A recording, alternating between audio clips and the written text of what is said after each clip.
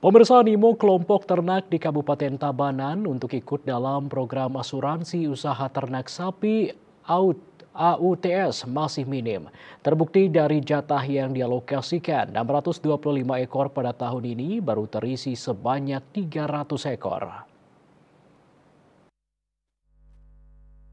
Alokasi jatah OTS di Kabupaten Tabanan disebar merata ke 10 kecamatan yang ada. Namun khusus di Puskeswan 1 yang mewilayahi Kecamatan Baturiti dijatah lebih banyak karena populasi sapi lebih banyak dari kecamatan lainnya.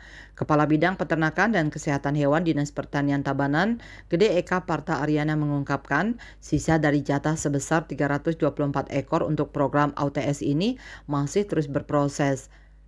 Termasuk memproses sejumlah persyaratan diantaranya melakukan input data ke aplikasi di lokasi ternak tersebut berada menggunakan GPS. Program OTS tujuannya untuk memberikan perlindungan kepada usaha peternak jika terjadi kematian atau kehilangan ternak melalui skema pertanggungan asuransi. Sasaran penyelenggaraan OTS adalah kelompok usaha peternakan sehingga peternak dapat melanjutkan usahanya.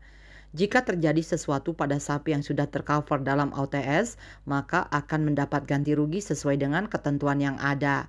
Contohnya, apabila sapi tersebut hilang, maka akan mendapat penggantian sebesar 30% dari nilai pertanggungan. Sedangkan nilai klaim apabila sapi tersebut mengalami kecelakaan dan patah sebesar 50% dari nilai pertanggungan.